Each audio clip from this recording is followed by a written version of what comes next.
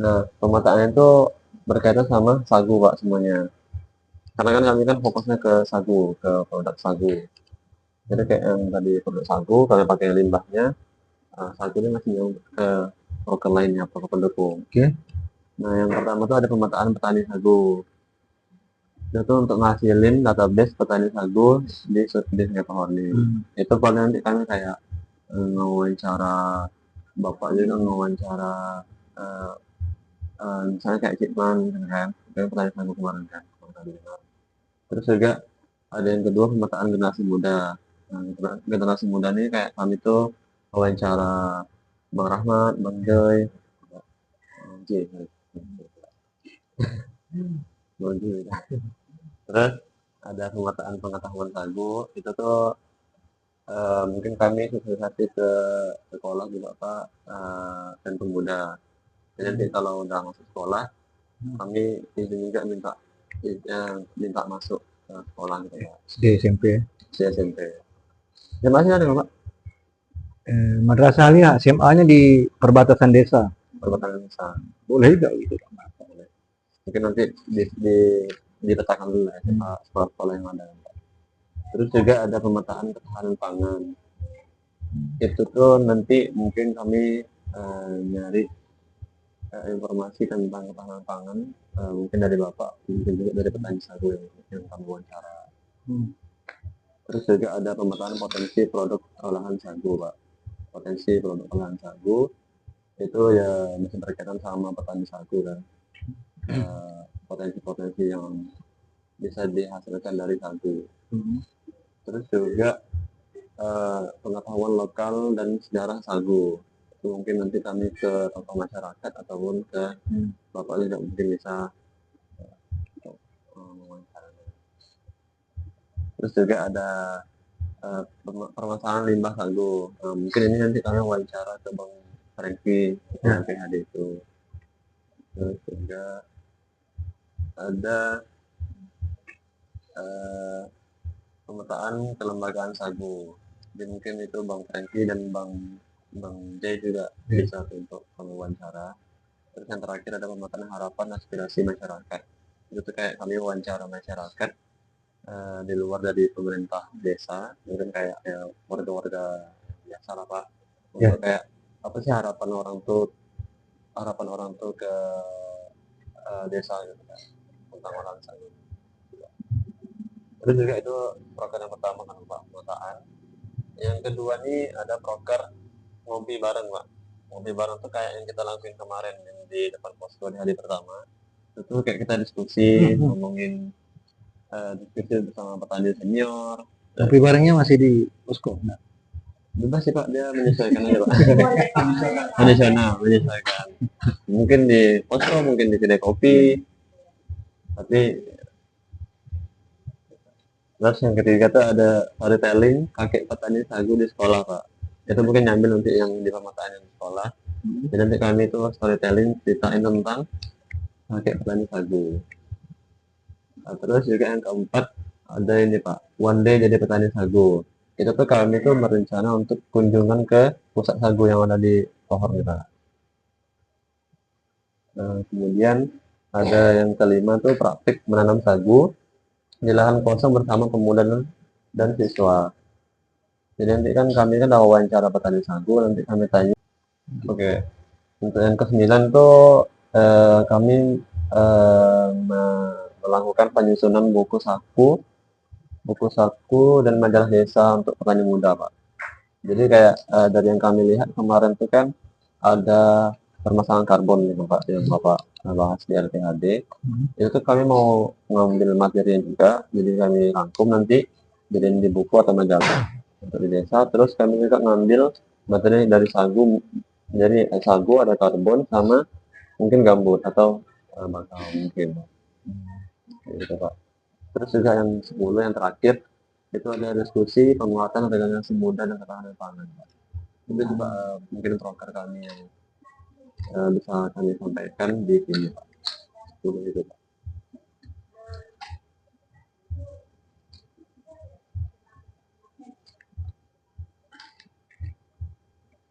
Nah, ada lagi.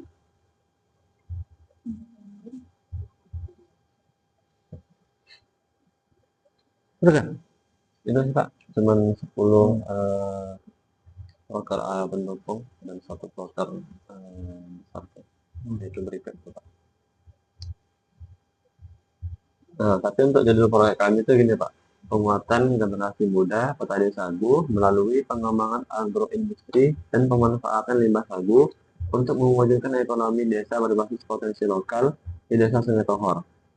Jadi kayak dengan briket ini kami harapkan, misalnya kami udah bikin briketnya karena kami labelkan atas nama masyarakat Sungai Tohor, itu mungkin nanti bisa dikembangkan sama masyarakat sendiri.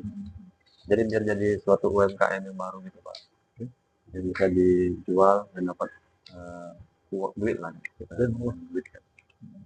Kayak gitu Pak, intinya kami.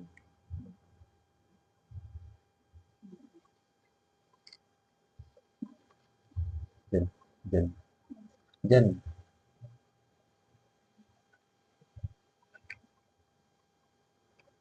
Assalamualaikum warahmatullahi wabarakatuh.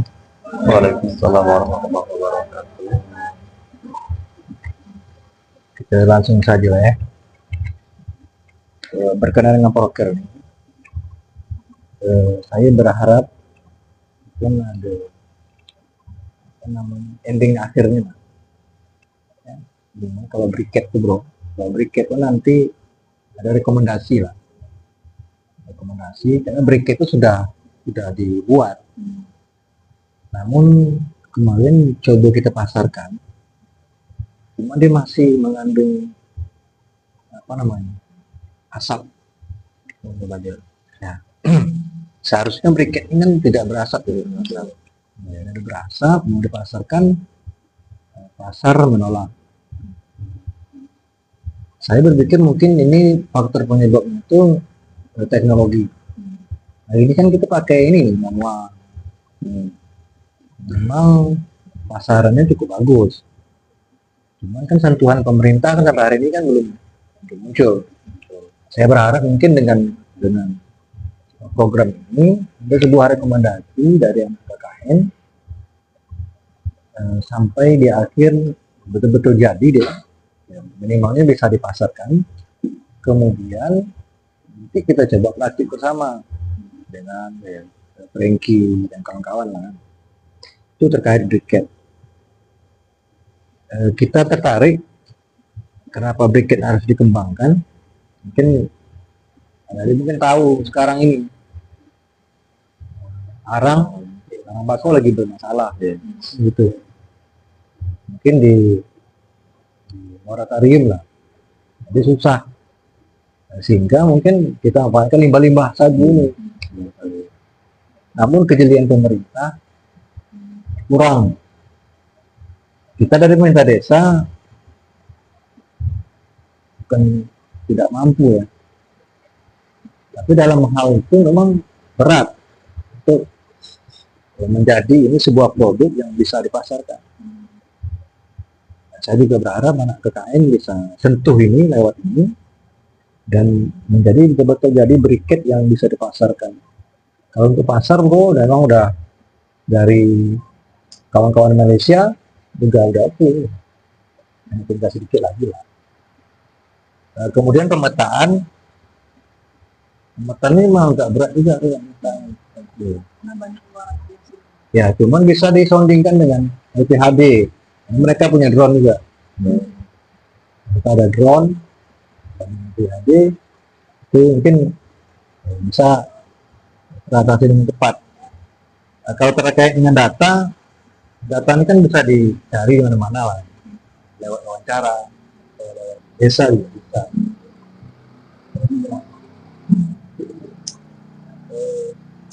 Kemudian pemetaan kan banyak nih, ada pemetaan kebun sagu, pemetaan pangan,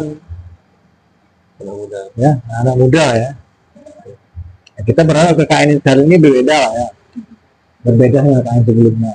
Itu minimalnya ada sebuah produk yang dihasilkan, yang jadi sebuah apa namanya, orang kampung biar ingat ya, pas dia pasarkan briket ingat mental ya. Gitu. Saya rasa kalian punya ilmu tentang itu, samping disandingkan lah dengan ilmu anak di sini. Mereka juga udah bisa buat briket itu. Cuma kan kadar airnya harus kita atur. Gitu. Kalau kadar airnya masih tinggi, dia mungkin yang berasa tuh. Karena pasaran briket ini, ya kalau sedikit dia berasa, kita tak mau beli. Kemudian ini jadi produk baru ya. Itu masalah briket. Masalah ketahanan pangan, saya rasa Tohor salah satu desa yang mampu menghadapi tekanan pangan ke depan. Karena kita banyak sagu di sini. Cuman mau kita dorong masyarakat itu mengkonsumsi sagu berat. Saya ada hitung itu kalau hari ini Tohor aja 1 hari nggak makan beras itu berkisar uangnya berhemat 9 jutaan hari. Berat. Saya bukan menyalahkan Orde Lama ya.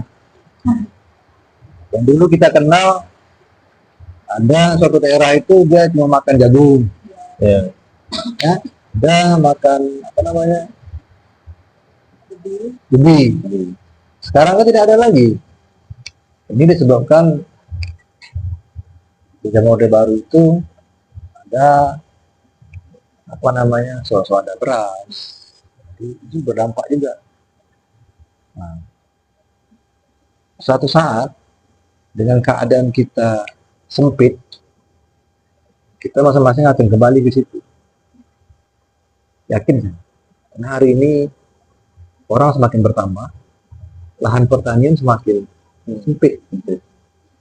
Jadi ya coba hitung di Tohor saja makan sagu 1 hari siang saja itu udah hemat 9 juta. Saya di rumah pernah coba 3 bulan sendiri tapi disentuh ke anak-anak mereka tak mau. Dulu selama 3 bulan makan sagu dia sehat. Nah, dulu mungkin sering-sering sakit kurang. Cuman makan sagu ini harus disondingkan dengan protein yang tinggi.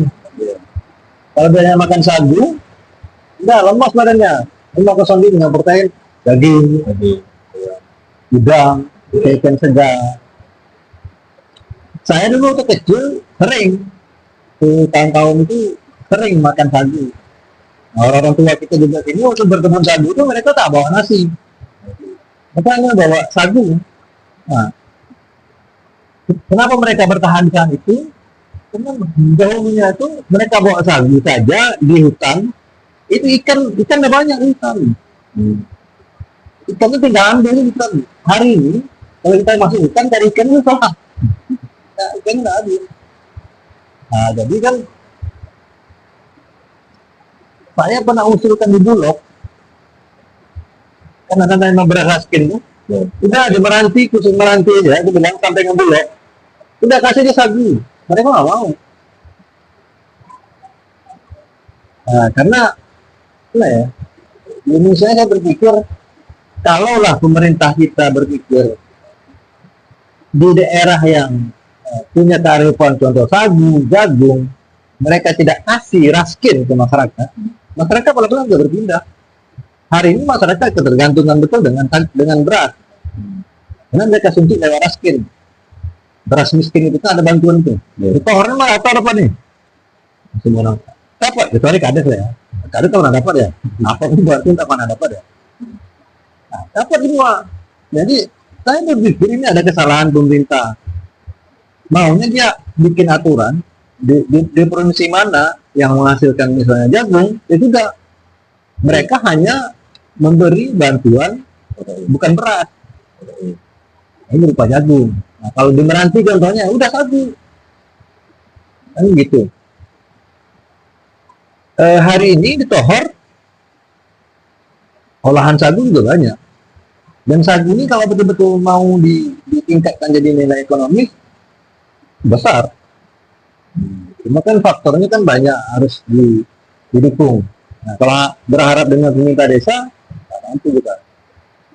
Masyarakatnya harus ikut terlibat. Gitu. Nah, jadi coba kita bayangkan di Meranti saja dapat satu peraturan daerah yang mengatur tentang 1 hari makan sagu di Meranti, enggak, udah hebat tuh. Itu mungkin berat ya. Kita coba usulkan di pemerintah daerah, di hotel saja, mereka buat peraturan daerah agar di hotel menggunakan olahan sagu, itu kan lebih bagus. Tapi sampai hari ini tidak ada. Mungkin belum sampai saatnya lah ya. Mungkin nanti kita ketemu pemimpin yang betul-betul ini ya mengarah ke situ.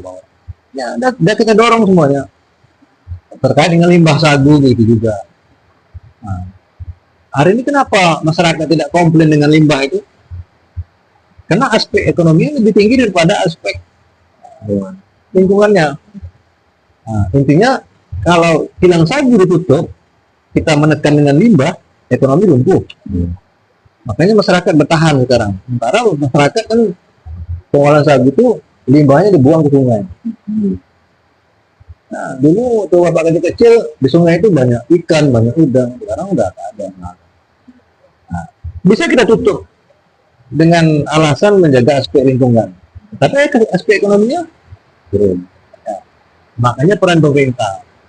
Makanya saya berharap dengan masuknya karbon, dengan nanti kita dapat bantuan dari NSP, kita coba dorong masyarakat memproduksi sagu, pabriknya itu harus mempunyai IPAL dan martian itu ya bahwa limbah yang dibuang itu betul-betul limbah sudah tidak mengandung hal yang mungkin merusak lingkungan.